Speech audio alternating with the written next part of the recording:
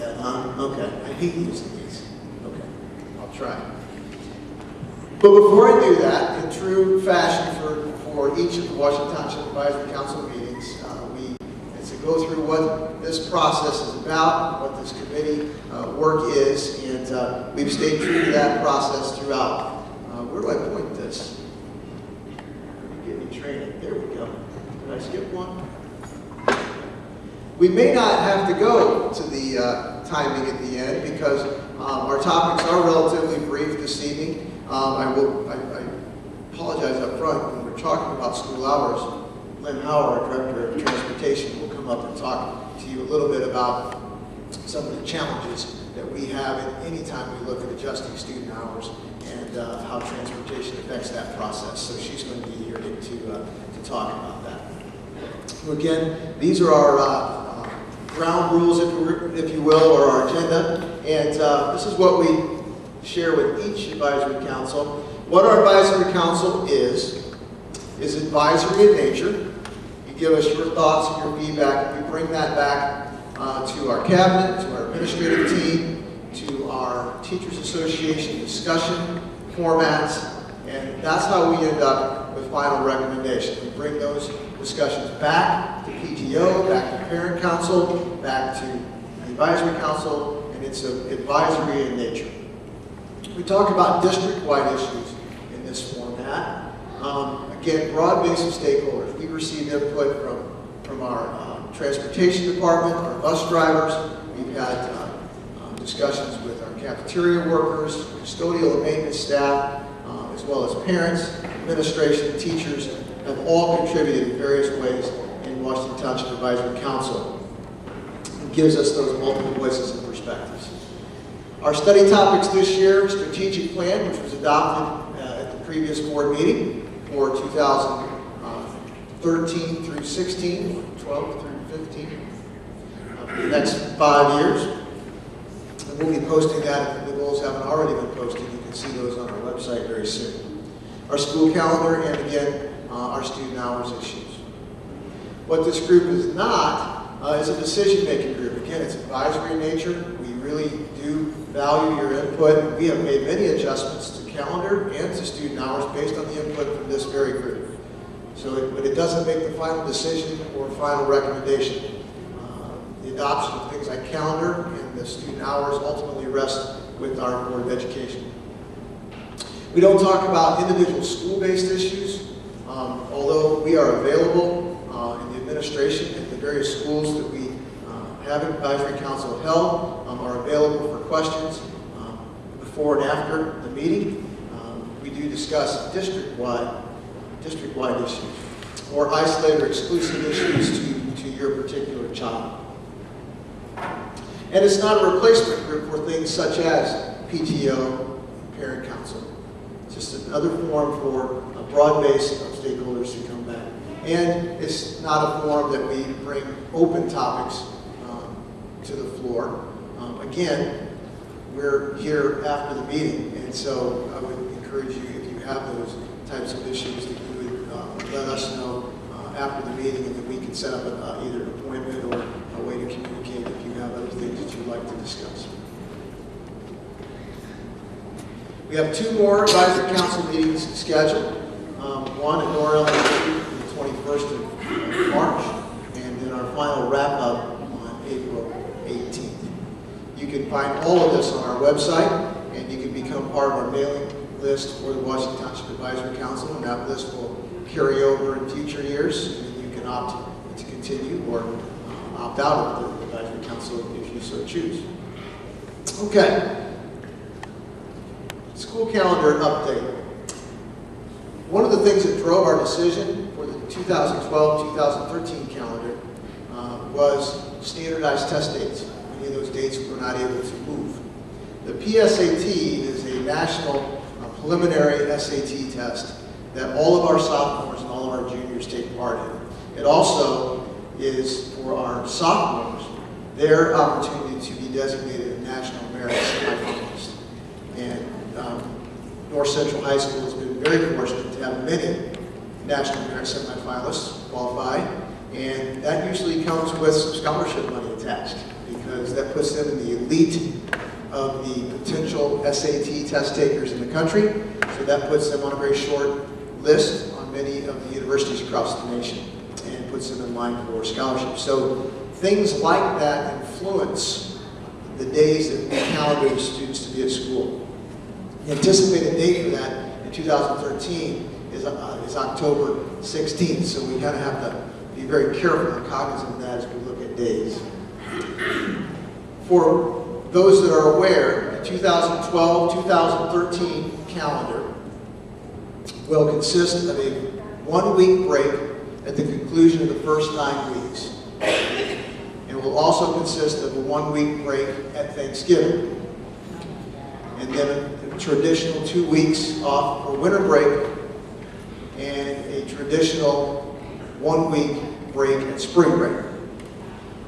Now, we weren't able to push the spring break week up directly behind the fourth quarter, or the third quarter rather, because of ISTEP testing that take place through much of March.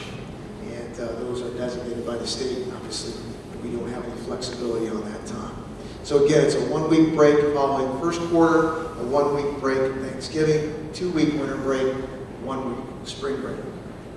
If we transplant corresponding dates to 13-14, this is what it would mean in difference, just to get your thoughts later when we're working at the tables. For 12-13, there is 5 weeks between fall break, 5 weeks of school between fall break, the end of fall break, and Thanksgiving.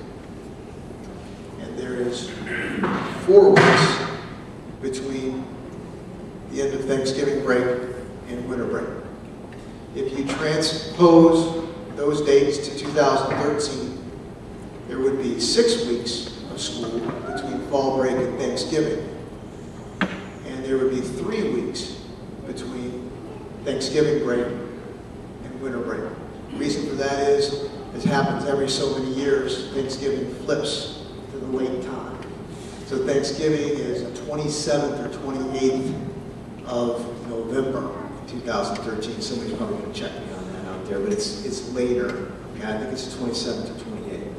So that is really the thought process I want you to take to your table work tonight. Just get your thoughts on that piece. Now, obviously, when Thanksgiving flips back, the date, so it's kind of a 1-year piece if we continue with that pattern. So that's really the difference in those two calendars that I think would be significant for you to give us some feedback on. So there's a spot on your table page when you work in groups later that you can give us some thoughts, and we'll ask one of the folks at the table to be the recorder. Just like school, you're back in school again. One of you will be the recorder, and you can give us some table feedback on that particular item.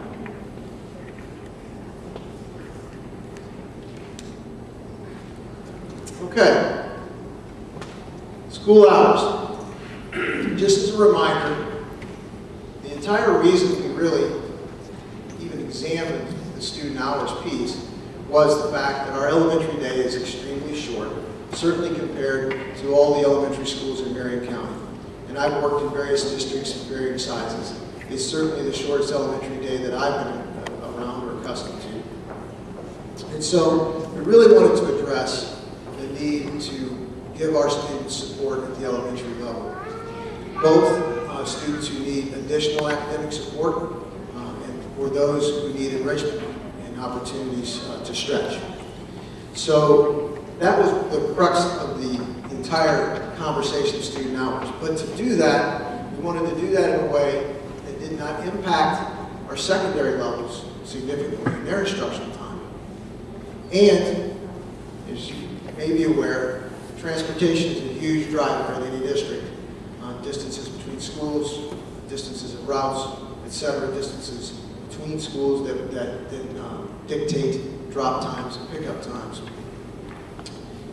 We wanted to come up with a solution that did not significantly impact our transportation in a financial way that was just very, very hard to sustain. Transportation is one of the funds that is still funded by property tax, and so there are some limitations within that fund that make it difficult to move any kind of revenue stream there to make an adjustment as well.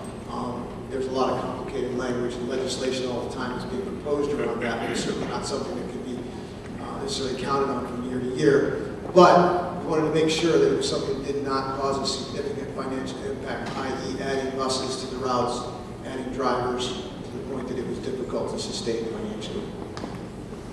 We're going to have administrators around as you work at your tables to be able to answer questions as they come up when you give us feedback at your table work here in a little bit.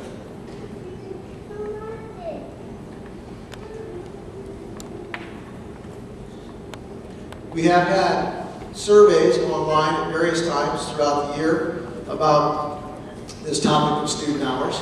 And the latest survey, as of the 27th, we had over 233 response to the latest options that we had up for folks to comment on varied stakeholder groups. Now, I asked Lynn to share some thoughts with us tonight because one of our earlier Washington Township Advisory Council meetings at Eastwood, she did a very nice job of talking about some of the limitations and challenges in transportation that really drive this discussion of student hours. So I asked her to kind of replicate that conversation for us this evening as we look at the final options that we are considering taking to the board for their consideration here at the end of the month. So, Lynn? Thank you. I'm Lynn Howard, the Director of Transportation, and we were given the task of taking a look at adding time to the elementary student day and making the bus routes work. And we're not able to do that just by adding the time, because it does have an impact on all the routes that we currently provide throughout the district. We at Washington Township are on something, transportation lingo here, we're on a 3-tier schedule. What that basically means is high school goes through on a certain tier, on a specific tier, elementary is on another tier, and middle school is on another tier. It's actually the most efficient way to provide transportation because you're utilizing your buses for all of the different grade levels. However, when looking at this option in terms of adding time to the elementary day, one of the things that we wanted to look at was what would happen if we added, or if we created a 2-tier system. And the 2-tier system would benefit everyone in terms of being able to look at the times and adjust the times in a more flexible manner. However, when we looked at that 2-tier system, we had to add approximately 21 buses, 21 drivers, the maintenance for all those buses, the fuel for all those buses. And as Dr. Milliman spoke to a moment ago, the transportation budget will not support that. And one of the things that we have to adhere to throughout this process is making sure that we're not making any significant changes in terms of the financial impact to the district. So we weren't able to go to a 2-tier system. The other thing that we have to keep in mind in terms of the changes that we need to make to extend the elementary day is to be sure that we're not adding time to a driver's day. Every one of our drivers has an elementary route. That's our largest tier. Some of our drivers have an elementary, middle, and high. Some have an elementary and middle. Some have an elementary and high. So we have all different contracts, but because our greatest number of drivers drive an elementary route, that also drives where that tier has to fall. Otherwise, if we put the elementary route on one end of the schedule or the other, it would impact the drivers in terms of pay because there would be a break in time and we would have to pay them for that additional time. So from an economic standpoint, elementary does have to drive where the tiers fall, and that's why we've come up with the schedules that we have that we're able to accommodate. And one of the things in terms of Washington Township is just the distance between, for example, North Central and those of you that live clear by Crooked Creek. If you leave North Central in your car, and drive to Crooked Creek, you know the amount of time that takes you. Well, in a bus, we have to make, obviously, bus stops to take students home, and that extends the amount of time that it takes for the driver to get from point A to point B. Therefore, we have to make sure that we're creating routes that are efficient, and sometimes, from your perspective, when you see a bus that isn't full of students, your perspective may be that we're not operating those buses efficiently, but there's several things that play into that, and it's not just ridership. And we do have to look at the distance. We have to make sure that buses are able to get to their next school on time so that we're providing good customer service throughout the township. So I'd be happy to entertain any questions that you may have throughout the evening. Just flag me down, I'll come to your table and I'll try to answer those specifically.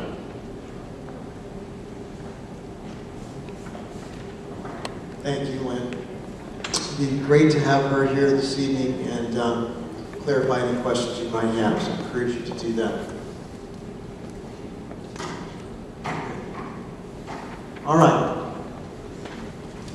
These were the two options that were discussed. I have to keep track, to be honest with you, because again, we've listened to many pieces of feedback and have adjusted these discussions many times. These were the two options at the previous Washington Township Advisory Council meeting, and we received feedback on over the last month. And as you can see, they're pretty similar. Elementary being 10 minutes difference, across the board about 10 minutes different, 5 minutes at the end time of the middle school, and similar at the high school. What you'll see, because of what Lynn discussed, the complexities in transportation, when you're moving one level slightly, then when you factor in the bus stops, drivers that drive 2 levels, elementary and high school, etc., it changes the amount of time that we add ultimately to that level's day. For example, in option 2, that would add 65 minutes per day to the elementary day. Whereas in option 3, it's 45 minutes a day. But what we have to be aware of, no matter what option we keep, is the distance between the levels. And again, Lynn will be in to answer some questions about that, and I'll be around to answer questions at your tables. We'll have administrators here at your tables too to answer questions when you work after we present what we've worked through with our task force with Teachers Association here in a moment. So these were the pieces of, rather the options that we received feedback on over the last month. And you'll have a copy of those at your table to consider as well. We pulled together the most common pieces of feedback on each of those options. On option 2, advantages were that we gained approximately 31 days of instruction over what we're doing now. When you take 65 minutes and take it over the course of 181 student days, it was a gain of approximately 31 days over what we're doing now. Increased the middle school approximately 6 days. We were able to not have any instructional loss at the high school. We had feedback from parents that rely on their high school students to be home for their younger siblings. That's what that bullet discusses. There was some feedback, several pieces of feedback about students and the dismissal time not being around the rush hour piece. Minimal change to the start times at the high school. Pretty much a similar schedule to the high school, so those things would stay in place. The disadvantage of option 2 was that it didn't align with some research out there that suggests that adolescents' sleep patterns would lend themselves to a later start time. And honestly, I've seen some of those studies, and we've discussed those. There's some compelling arguments about those sleep patterns. I am not personally aware of anything done in the last 6 months or year or so, but things are changing. I told my colleagues the other day, I'd be interested to know if that research holds with some of the technological advances and things that we've had in recent years, and how the delivery of information to all of us has changed, and whether that has any effect on that as well. I think there's always a lot of variables in that. And then I jokingly said, if any of you have adolescent students of your own, that the assumption would be that if we start the high school day later, the assumption would be that the students would be getting more sleep, which would mean that they would be going to bed at the same time they are now. But I'm thinking the high school students I'm aware of, they may just stay up longer. I don't I don't know. There's always variables, I guess, is my point in that conversation. But what you're saying is your opinion, right? That's correct. Right. As is the research, right?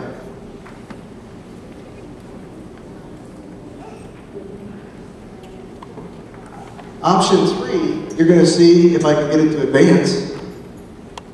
What if I just hit the space bar? Option 3 is similar in the feedback from parents and stakeholders, because really they're pretty similar in configuration as far as the general time of day. It's a gain of 22 days at the elementary. In this case, we had no change of instruction at the middle school. And again, that kind of shows you how it plays out. To route it in transportation, in this option, it didn't change the middle school instructional time, and in the other option, it did not change the high school. High school students more easily have jobs, similar pieces. You can transplant several of the comments to option 3 that we have on option 2. Sleep research, again because of option 3 being very similar to option 2.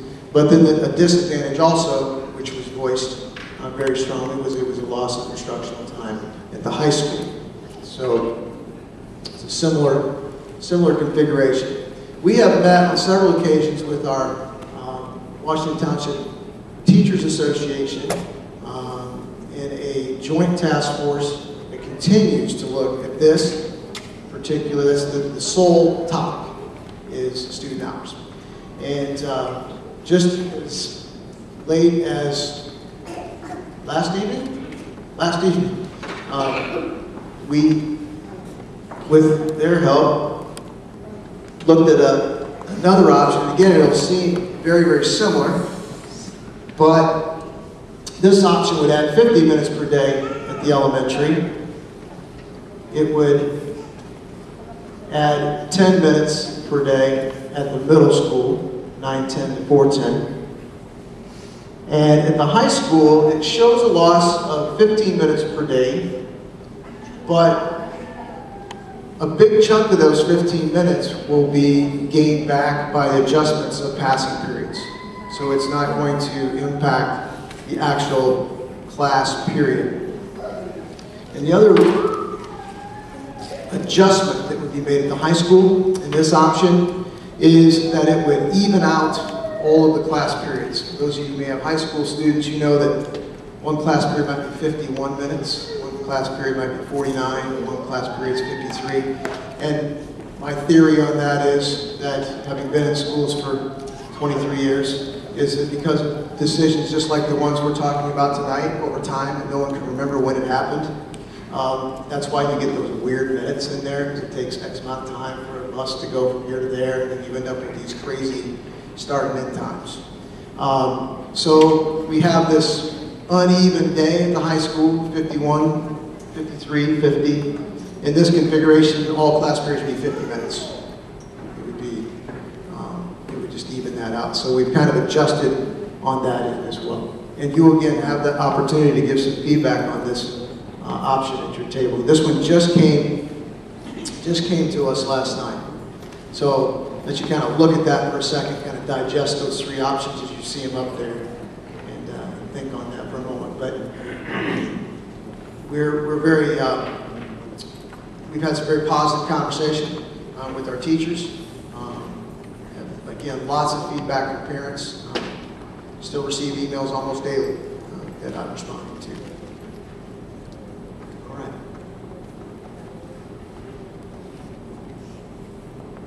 Okay, we're going to move on to some discussion about our IB authorization piece. And I'm going to ask Allison Smith to come up and talk to you about that. Very exciting. We have some folks from International Baccalaureate that are visiting our schools here coming up very soon. She'll talk about that. And when she entertains some questions about that perhaps, or has I don't know if we have any fun activities we want tonight about this discussion. We'll work at our tables, be available to you, and we'll be able to get some feedback on all of these items. Allison? Thank you. As Dr. Millman mentioned, he asked me to come today to talk about the authorization process for becoming an authorized IB school. But before I do that, I always like to kind of give a little bit of foundational information about what is IB. And we know that this is fairly new to Washington Township in the last 3 or 4 years. So we just want to make sure that we all have kind of a foundational understanding of what the IB program is. There are actually 3 IB programs in our township. We have the primary years program, which you'll often hear referred to as PYP. You know, in education, we love to give everything an acronym. So you're going to hear PYP is our primary years program, and that's in grades K through 5. And that is designed for all children. So every student in Washington Township in grades K through 5 will be a part of our IB program. In the middle years program, which you'll hear referred to as MYP, that's for grades 6 through 10. And I know that's a little confusing in American schools because we often think of middle schools as 6 through 8. But because IB is an international program, and a lot of international schools will have 10th grade is kind of their big year for graduation and whatnot. So the middle years program here actually will extend into our high school in grades 9 and 10. So middle years program is grades 6 through 10 here in Washington Township. And again, that program is designed for all students. Every student in Washington Township, grades 6 through 10, is a part of the middle years program. Where the change kind of happens in philosophy of the IB program is what's called the diploma program. And that program is for students in grades 11 and 12. And we've actually had here in Washington Township the diploma program for over 20 years. We were the first school district in Indiana to have the diploma program, and probably the I know I'm a little biased, but the best and most well-established diploma program in Indiana. But the way that the diploma program is different is that it's not designed for all students. The curriculum is different, the rigor in the program is different. Currently there's about 70 students at North Central in grades 11 and 12 that are involved in the diploma program. So I just want to make sure as we talk about this that there's a distinction between the primary and middle years program, which is designed for all students in Washington Township, and then they'll have the option, or they'll actually apply to be a part of the diploma program in grades 11 and 12. So that's kind of the structure of the IB program. The next kind of big question is, okay, but what is it?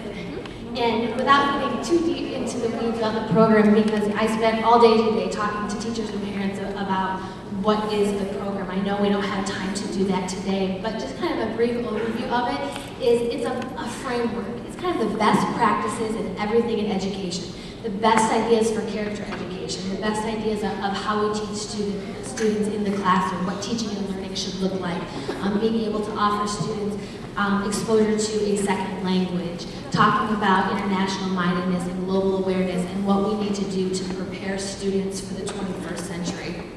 So it's a framework. It doesn't tell us what to teach. We still have our Indiana state standards that we teach. We're still going to take the ISTEP and our standardized test, but it's a framework for telling us how to teach it and how to deliver that curriculum. And our teachers are working really hard to write that curriculum and develop that on their own. So that's kind of in a brief nutshell what the IB program is and its structure here in Washington Township. So what happens is these teachers, we get together, we develop this curriculum, we go through extensive professional development about how to teach in an IB school. And we've actually been on this journey in the elementary school since 2009. So teachers have been working for several years now to develop this curriculum and implement the program in our schools. So come April, we'll have what's called an authorization visit. So every elementary school will have 3 IB trained practitioners, current practitioners. So they are actually either an administrator or a teacher in an IB school somewhere in North America. and they will come together as a team to visit our schools. And every school will have a different authorization team. So we'll, over the course of a month, they're coming at 2 times. One set of schools will be early in April. There'll be another authorization for the other elementary schools at the end of April. So within April, we'll have 21 IB visitors who will come to our schools. It'll be a 2-day visit. They will talk to central office administration. They will talk to teachers. They'll talk to building level administration. They'll talk to students. They'll be in our classrooms. They'll be observing what they see, how we're delivering our curriculum, what kinds of things we're implementing. They'll actually look at our written documents, so we have to document our curriculum and what we're teaching in the classrooms. And they'll kind of get that whole picture of what we're doing with our IB program. Then they write a report on what they see in our schools, and they'll debrief that report with myself and also with the principal and the coordinator, the IB coordinator at every school. And then they make a recommendation to the IB Americas as to whether or not we should be authorized as a world school. Are we implementing the IB practices or not? And there's actually kind of 3 options when they go for authorization. They can recommend us to be authorized as an IB world school. We could be recommended for authorization with what they call matters to be addressed. So yes, we're going to authorize you, but we want you to take a look at these 3 areas or certain parts of the program. And it's very common that you're authorized with matters to be addressed. The authorization process and the implementation of IB is not a one-day event. It really is a journey. And so they're going to look at where we started, because we actually had an IB consultant who comes to our schools in the very beginning and helps us develop the program and writes a report. So where did we start and how have we grown with the program, and have we met the goals that they helped us set when they first visited us. So it's very common that we'll be authorized with matters to be addressed, or then the option of not being authorized at all. But I'll tell you, I've seen the great work going on in our schools, and I can guarantee you that that's not, in my book, that's not an option. Those are the 2 options that would happen with an authorization visit. So that's going to happen for our elementary schools in April. Our middle school, our middle years program, are a year behind in terms of their authorization process and implementation. So as Dr. Milliman mentioned, we are going to have some visitors from IB next week, and that's because the middle years program is a year behind. So they're just now getting their consultant visit. So consultant's going to come in, is going to spend a day in each one of our secondary schools, again, talking with administrators, talking with teachers, observing classrooms, seeing how we're implementing this program, are we doing best practices for kids, and how can he help and coach us. They'll help us set some goals, and then next year at this time, we'll go through the authorization process for our middle years program.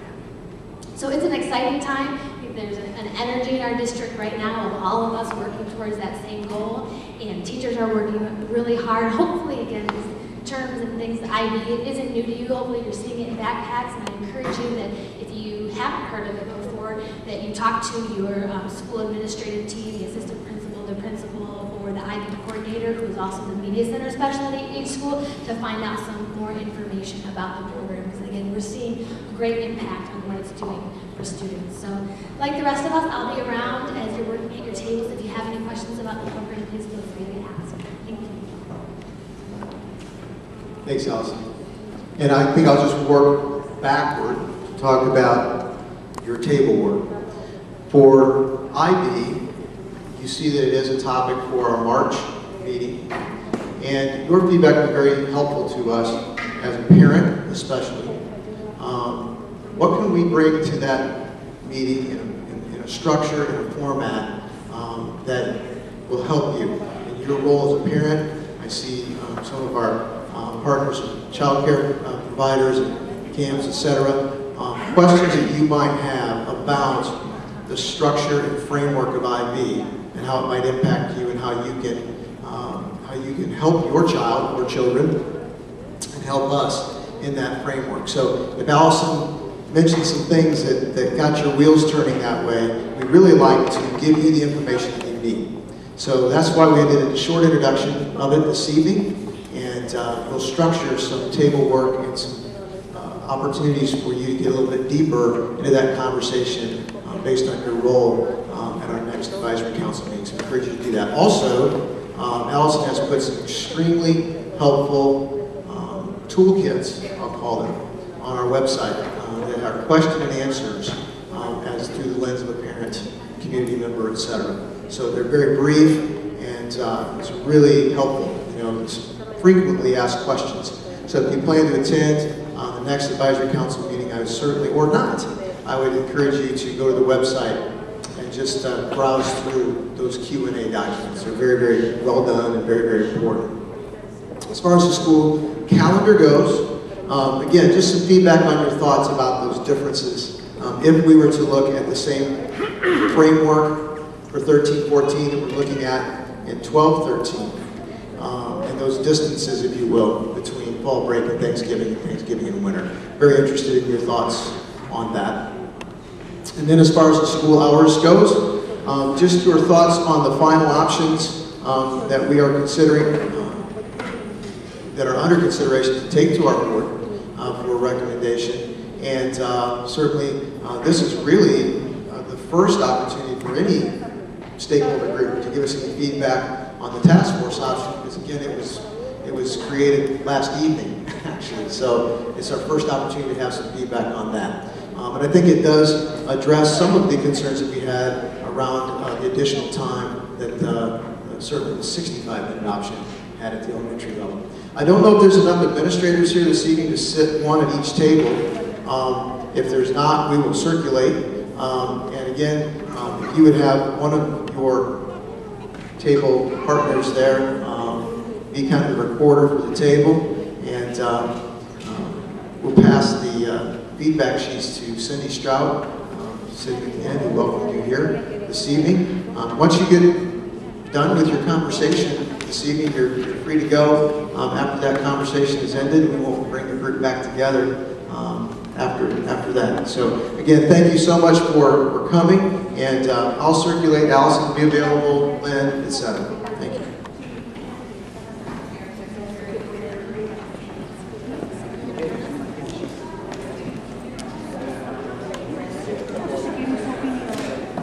So,